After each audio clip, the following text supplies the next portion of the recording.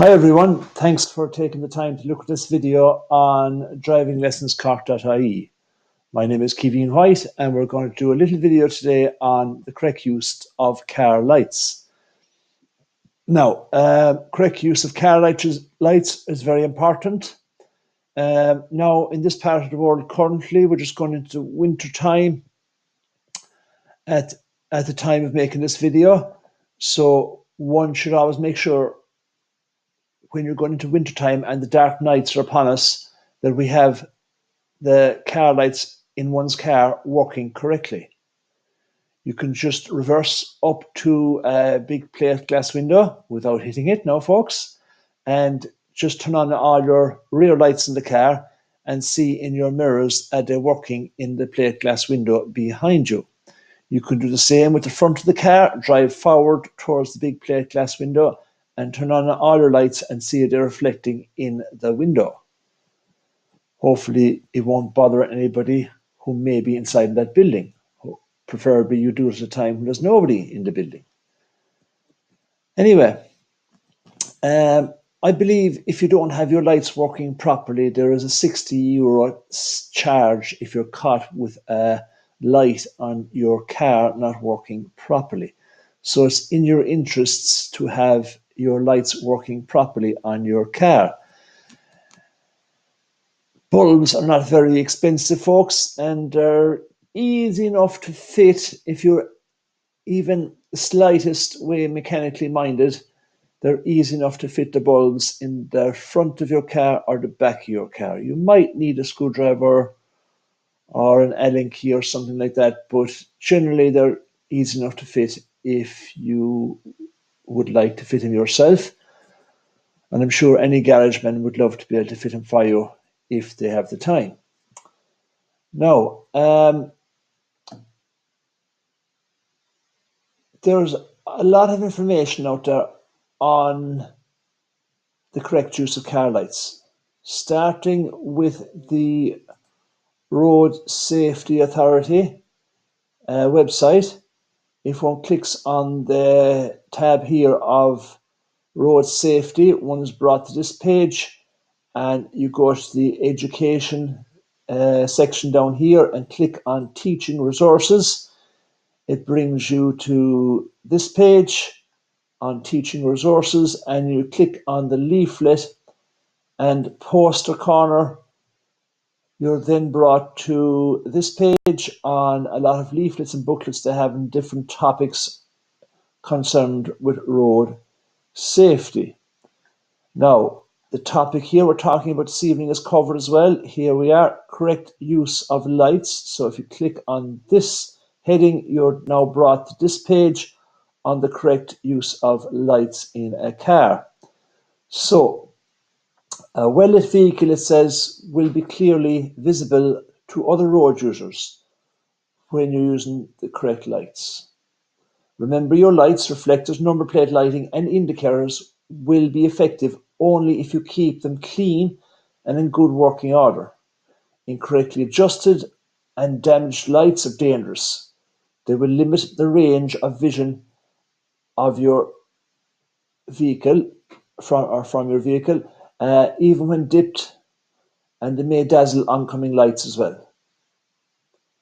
In good driving conditions, the minimum that the full headlights in the average motor should be able to use is about 100 meters or 25 car lengths on an unlit road, and 30 meters, about 7 car lengths, on dipped headlamps. Then it goes through guidance there on the use of the full headlamps, guidance on the uses of the dipped headlamps, rear red lights it talks about, the indicator lights, the reversing lights, the fog lights, the hazard warning lights, the daytime running lights, the DRLs as they're called, and then it just says about what the law requires then. Motor vehicles must have the following lights and reflectors.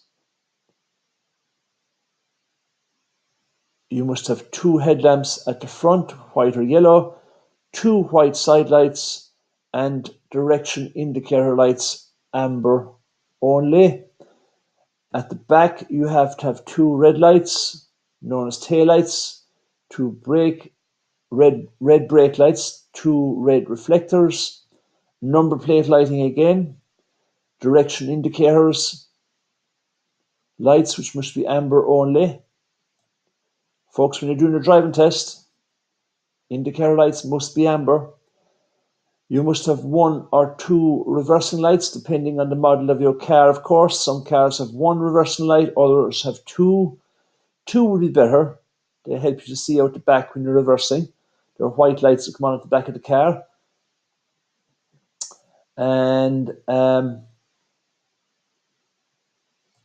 if you want to know about lighting on other vehicles, contact the road safety authorities. Remember, before any journey, you should check that all your lights, indicators and brake lights are in good working order. Put the car in a non-traffic area and ask a friend to observe the lights as you activate them, if you don't have, as I said earlier, a plate glass window to use. When having your car serviced, ensure that the lighting equipment is thoroughly checked. When doing your check, if you discover that the lighting on one side of the car is defective, you should get it fixed immediately. Collisions have been caused, it says, where vehicles with such defects have been mistaken for motorcycles. Unfortunately, some of those collisions have been very tragic. Incorrectly adjusted headlamps can cause collisions as well by blinding oncoming drivers. And if you sometimes carry heavy items in the boot, this extra weight will change the level of the headlamps and may dazzle oncoming drivers. You should refer to your car manual to find out if there is a way to adjust the angle of your lights on the car. Most cars have that facility on most cars. So that's the literature available on the RSA website, www.rsa.ie,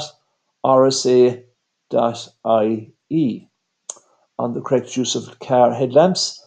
And there is also then in the rules of the road book, section 5, I believe, of the rules of the road book, it talks about daytime running lights, the DRLs, as I mentioned earlier, your headlights again, dipped headlights, what to do if you're dazzled by another vehicle's headlights when they're coming towards you, and driving carefully behind other vehicles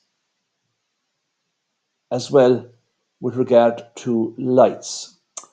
So folks, there's a lot of information out there on lights that you should make use of.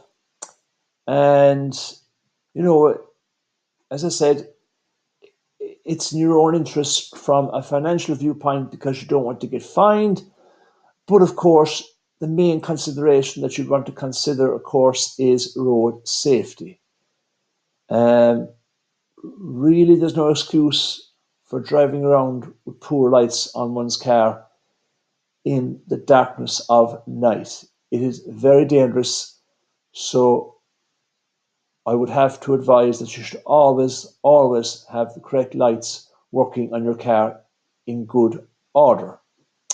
So folks, that's the information now we can provide you at the moment on the correct use of lights. If you like the video, please do click the like button and subscribe to our channel, because we have other videos already made on driving to help people along with their driving, and we will be making future videos as well which may be of interest to you. So thanks for watching, folks, taking the time to watch the video. If you have any queries or comments, please do put them in the comments section below the description of this video, and we'll do our very best to get back to you as soon as we can with answers on any questions or queries you may have. So until next time, folks, thanks again for watching the video. Bye for now.